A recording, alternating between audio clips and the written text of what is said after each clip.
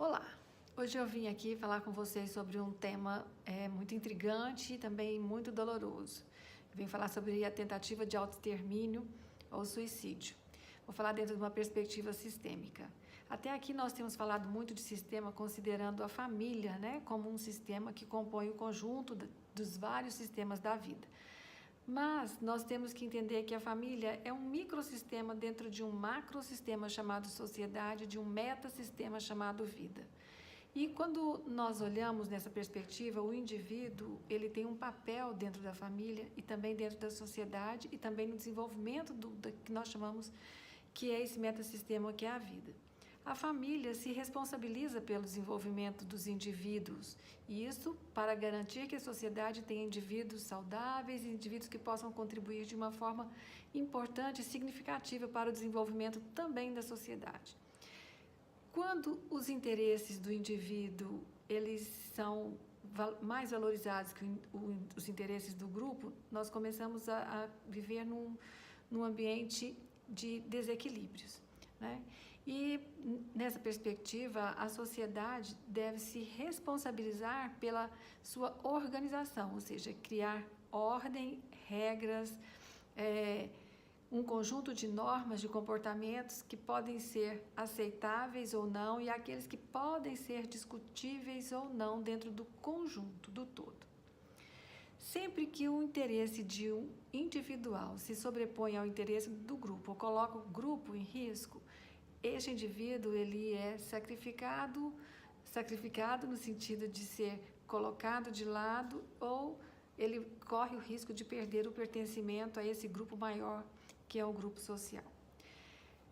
Quando que um indivíduo começa a participar desse grupo social dentro de uma relação mais ampla e de maior complexidade e compromisso? Quando ele começa a ir para a escola. Ali as crianças começam a se distanciar dos pais e começam a entender que elas vão fazer parte de um grupo de indivíduos muito maior do que apenas o da família dele, de origem. Ali ele começa a tomar decisões, tomar iniciativas, ter posturas e todo o comportamento dele passa a ser observado, comentado e até mesmo regulado pelo grupo social que ele se insere naquele momento dentro da escola. Depois da escola, ele passa a participar de outros grupos, como, em alguns casos, grupos religiosos, de igreja, as agremiações de futebol, de times esportivos. Então, ele passa a entrar em diversos ambientes e ali ele vai levando a família, mas também, ao mesmo tempo, sozinho.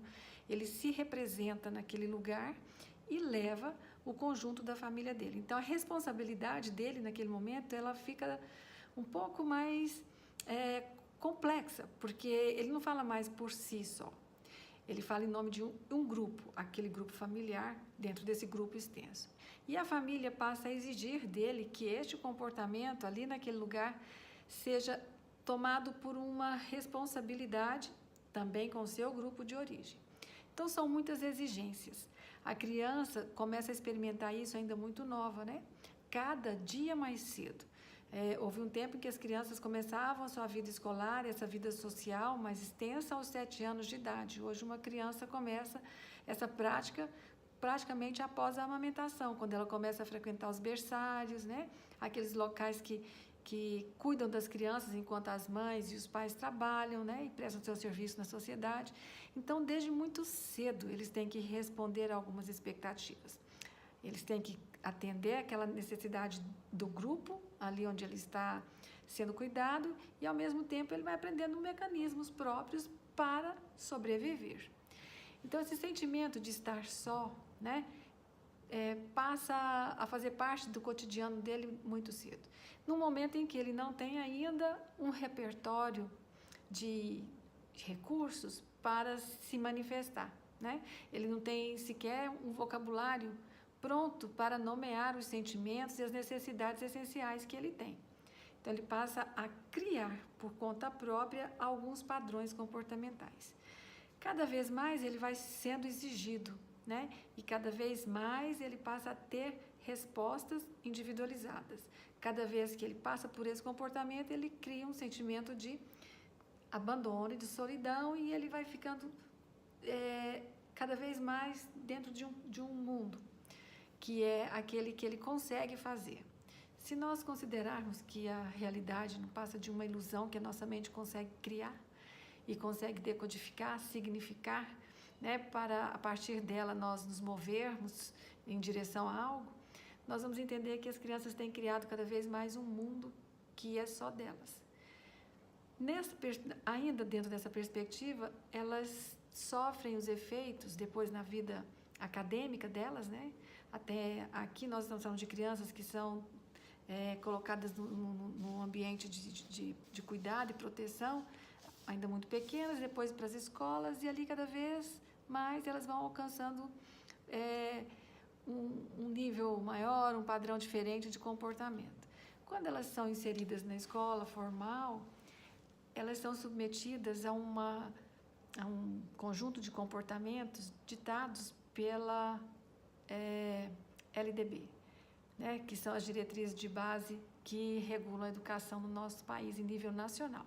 Todas as escolas seguem a LDB, porém, seguem na essência da lei, porém, o método ele é diferenciado. As escolas podem adotar um método particular sem fugir do conteúdo previsto na nossa legislação. Dentro desse conteúdo vai aí um conjunto de comportamentos, de normas e de conhecimentos que devem ser aprendidos por todos nós submetidos às leis do nosso país, né? Então, nós temos que, no mínimo, saber somar, dividir, multiplicar, subtrair, né, as operações básicas que todos nós aprendemos de diferentes formas, em diferentes escolas, mas todos nós temos que nos submeter a assimilar esse conteúdo. E assim como esse, muitos outros conteúdos que a legislação exige. A forma como ele é passado, como eu disse anteriormente, varia. Então de uma escola para outra, de um professor para outro, isso vai ser colocado de uma maneira diferente. E as crianças vão apropriar-se desse conhecimento a partir dos recursos intelectuais que ela tem, cognitivos, e também do seu vocabulário, né? do seu conjunto de palavras que ele conseguiu assimilar até aquela faixa etária dele. Muitos conteúdos são colocados na escola e eles são repassados de uma forma que talvez a criança não consiga compreender com os recursos que ela tem. Se considerarmos o local de onde ela vem, as crenças que aquele local traz, aquela família, aquele sistema familiar, as principais vinculações daquele sistema familiar, por exemplo, no que diz respeito a crenças religiosas, a um conjunto de regras daquela família, ele pode começar a realizar no nível mais mental do que verbal, do que na forma de expressão, uns conflitos entre o que ele escuta na escola, que ele pratica na escola e aquilo que ele pratica em casa. Ele não tendo a liberdade de buscar respostas em casa ou até mesmo na escola, por sentir que talvez a compreensão dele não esteja de acordo com nenhuma das partes, ele pode começar a se retrair, tentando buscar uma resposta por conta própria. É nesse momento que ele pode ser influenciado por pessoas que não estejam tão próximas dele, né, onde ele possa garantir o anonimato dele e expressar e buscar uma resposta para algo que o inquieta, né? Questões que podem ter a ver com a questão da sexualidade, com atos que ele praticou que ele considera que não são vistos de uma forma boa nem na escola, nem na casa, que ele pode considerar errado. E aí ele começa a buscar essas respostas com pessoas desconhecidas. E é nesse momento que muitos ficam presos nessa trama. Então, a realidade dele vai sendo criada de uma maneira muito solitária. E ele entende que ele resolve sozinho os problemas do jeito que ele consegue resolver. Então, ele toma decisões, mas ele toma decisões que os pais não sabem. Aí depois vem aquela exclamação quando os pais são surpreendidos por uma tentativa de autoextermínio, que eles dizem, mas estava tudo tão bem e ele não me disse nada. Eu não sabia que isso estava acontecendo com ele. Sim, a família não sabia, porque isso diz respeito ao nível sistêmico mais amplo, é um nível social, né? Onde ele está inserido na escola e ali o que acontece naquele ambiente, o que acontece nesse lugar, causa um impacto nele. Está aqui, então, a necessidade de haver uma integração, uma interação entre o sistema escolar e o sistema familiar. Os pais, aquelas pessoas que cuidam das crianças e também dos adolescentes, devem acompanhar o que diz, o conteúdo que é discorrido na sala de aula, acompanhar através das tarefas domiciliares, acompanhar através das aulas, da forma, né, e do método que a escola escolheu para levar esse conteúdo às crianças. Depois de conhecer, ele vai ter mais liberdade, inclusive, para discutir temas mais complexos, né, com as crianças e com os jovens. Na juventude, na adolescência, nessa fase do desenvolvimento, é comum que alguns conflitos e alguns questionamentos voltem junto com uma modificação corporal, uma modificação causada pela alteração dos hormônios, que faz com que o corpo sinta sensações diferentes, com que ele reaja diferentes a alguns estímulos que até então às vezes não existiam ou que existiam e eram possíveis de serem conduzidos de uma maneira diferente. Então ele se vê numa situação completamente nova, né, de lidar com as modificações do próprio corpo.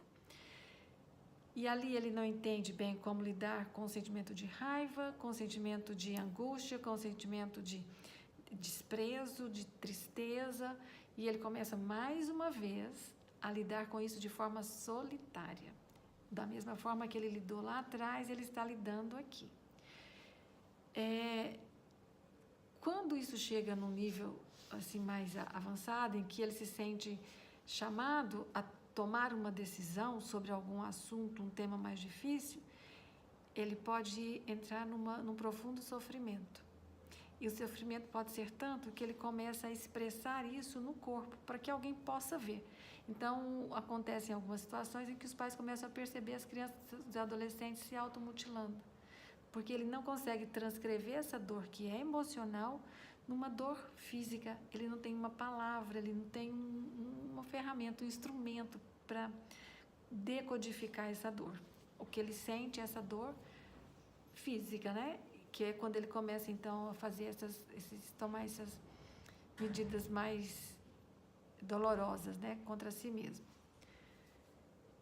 Esta é uma indicação de que algo está acontecendo de forma muito difícil, dolorosa. Quando eles fazem isso, é melhor, né? Que é possível identificar esse sintoma e começar a cuidar. Quando eles agem de forma silenciosa, com um certo retraimento, isso fica um pouco mais escondido e às vezes a família é surpreendida por uma atitude já um tanto mais drástica.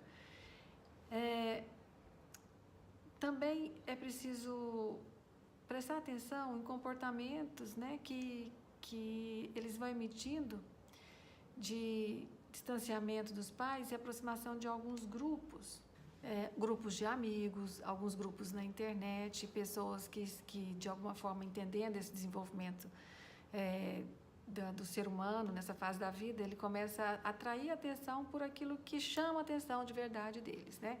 E aí vem os famosos jogos, que são aqueles, às vezes até fatais, que a criança e adolescente é preso numa teia de ilusória e ele segue de uma forma assim totalmente inconsequente, tendo uma ideia de que os resultados podem ser muito danosos, enfim, e chegam nos resultados que nós já conhecemos, né? E por isso é preciso conhecer e identificar quando isso começa a acontecer. Como eu disse para vocês, isso não começa assim na hora, isso começa muito lentamente, né? E isso chega até a idade da adolescência, depois passa para o jovem, depois para o adulto jovem, e é só uma sequência. Quanto mais avança a necessidade de tomar decisões, de fazer uma leitura dessa realidade, e quanto menos ele se sente sem recursos para isso, mais sozinho, solitário ele se sente. E cada vez mais o padrão de respostas vai ficando mais sofisticado, porque ele tem mais informações à sua disposição. Então, os mecanismos para fazer o autoextermínio, eles vão ficando mais sofisticados também. Como eu disse, todo esse procedimento, ele começa numa vida bem antes, num momento bem anterior ao que nós imaginamos que começou. Isso porque eu comecei diretamente como uma criança, depois do desmame, mas a vida, as experiências de um ser humano começa ainda na vida intrauterina, né? Ele começa a passar por determinadas sensações e sentimentos antes mesmo de nascer. E uma experiência, por exemplo, que nós percebemos com muita doçura e muita dor, é de uma gestação gemelar, onde um dos gêmeos perde a vida e o outro permanece. Ali há uma luta pela sobrevivência. E aquele que sobrevive, na verdade, ele começou a vida ali com uma outra pessoa e que o outro desaparece e ele já começa a sentir uma experiência de solidão ainda no seu desenvolvimento intrauterino. Cabe aos pais, às pessoas que se dedicam a cuidar das crianças, agirem com responsabilidade e consequência. O que significa isso? Olhar com atenção para cada movimento da criança e não naturalizar os comportamentos deles. É preciso ter coragem para perceber que uma criança estava indo muito bem e de repente ela para o desenvolvimento, que ela não atende mais nem responde da mesma maneira que anteriormente. É preciso perceber que uma criança, ao nascer, ela já se mostra mais melancólica que outra criança na mesma faixa etária.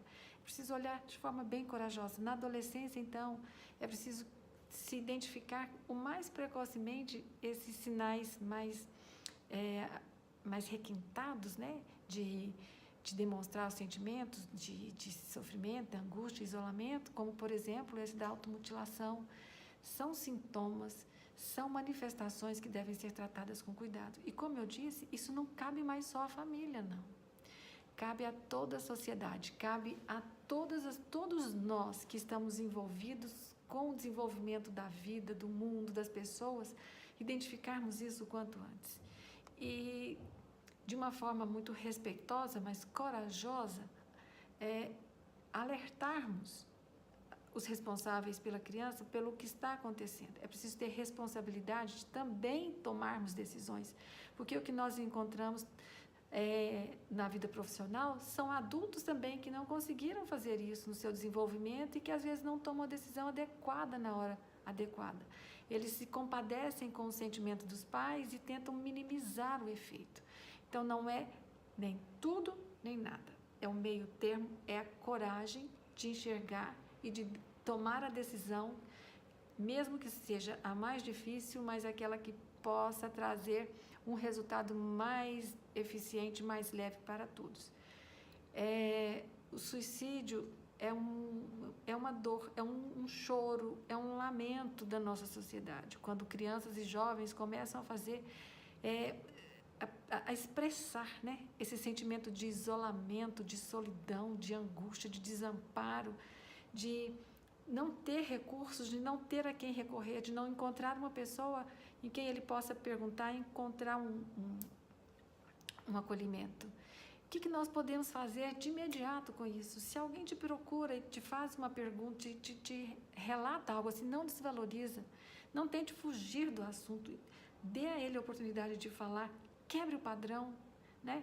Modifique aquele pensamento imediatamente. Outro dia uma colega me disse que ela não é psicóloga e ela não trabalha nessa área, ela foi pega de surpresa porque ela é professora e uma aluna se dirigiu a ela e disse que havia praticado, né, a tentativa de autoextermínio.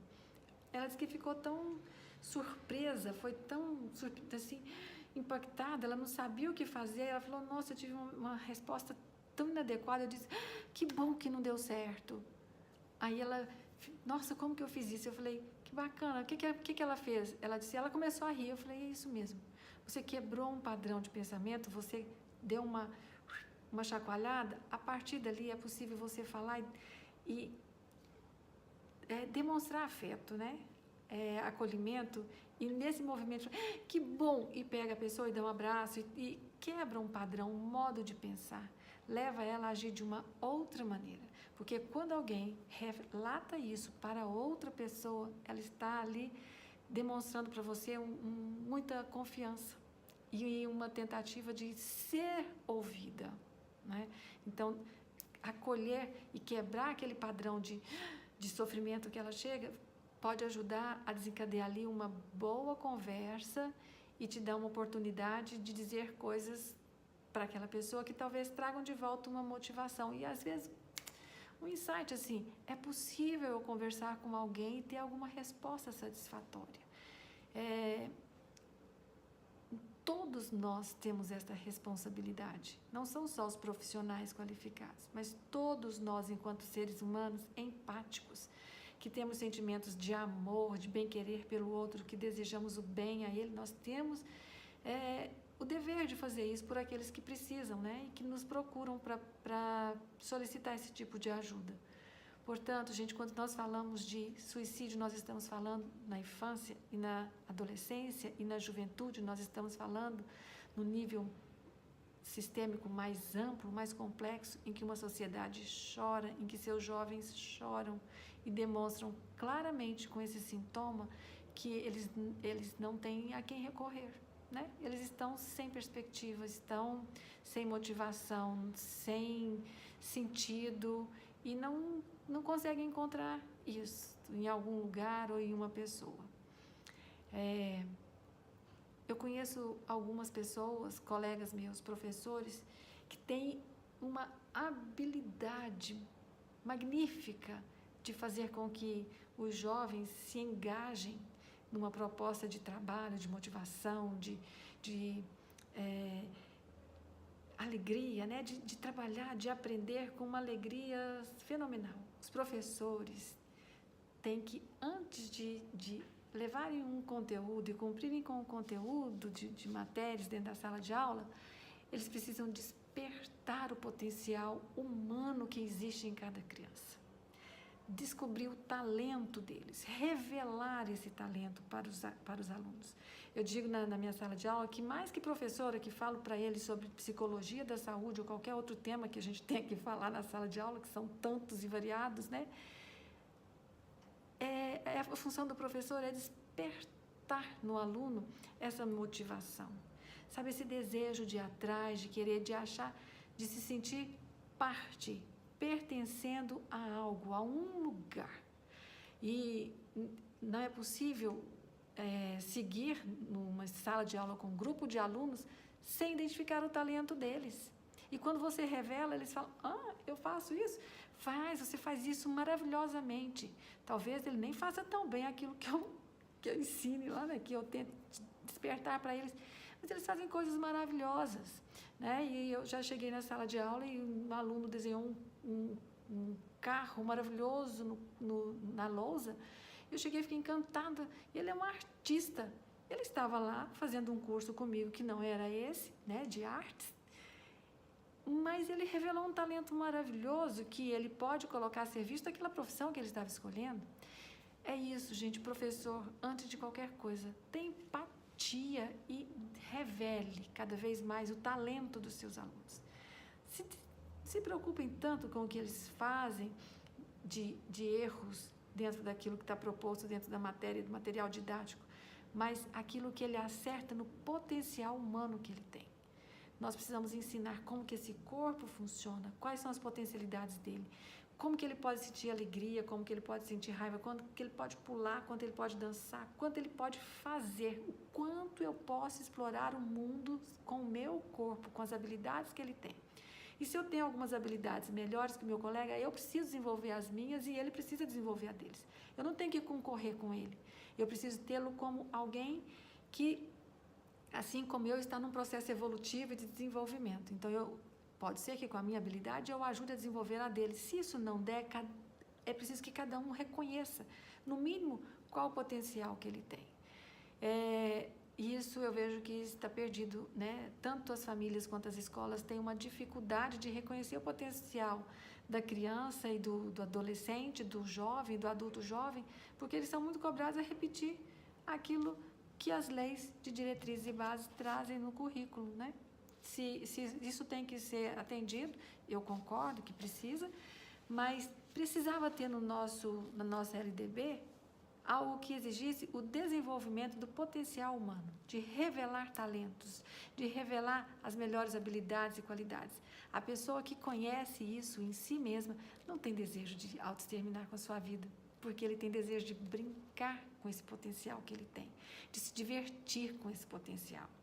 E alguns assuntos tratados com preconceitos e com preconceitos, assim, ideias e crenças, né, que foram pré-concebidas, devem ser tratadas em conjunto entre escola, família e também as outras organizações sociais responsáveis pela socialização dos jovens.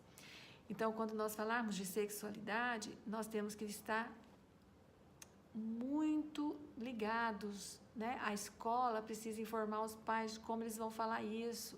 É preciso tratar isso dentro dos clubes esportivos, dentro dos grupos sociais, e eles devem saber exatamente quais são as informações que são levadas, mas antes de qualquer coisa, aquelas pessoas mais envolvidas com o desenvolvimento daquela criança, que vai ser uma pessoa lá na frente, tem que saber como funciona a cabecinha dela, como que ela assimila as informações. Então, para isso, os pais devem ler para as crianças e pedir que as crianças, depois de um tempo, contem a história para eles saber o que daquela história toda ele assimilou. Porque eu conto uma história, penso que ele entendeu a história, depois eu peço para ele interpretar a história. Não é para interpretar a história, é para ele contar de novo.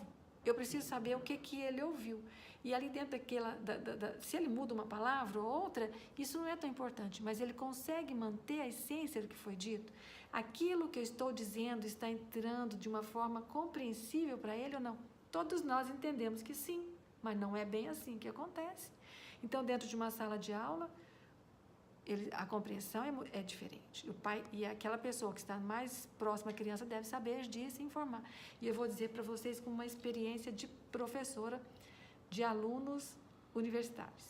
Eu sempre peço que os alunos leiam em voz alta. Eu dou um texto escrito, eu não peço para eles inventarem nada. Eu dou um texto e peço, façam a leitura, e vou passando de um para outro, para outro, para outro. Sabe por que eu peço para que eles façam essas leituras isoladamente, assim, logo nos primeiros dias de aula? Porque eu quero saber como eles leem. E eu vou dizer para vocês, é impressionante como a velocidade do pensamento de alguns jovens é tamanha que ele pula palavras ou ele cria palavras que não tem no texto.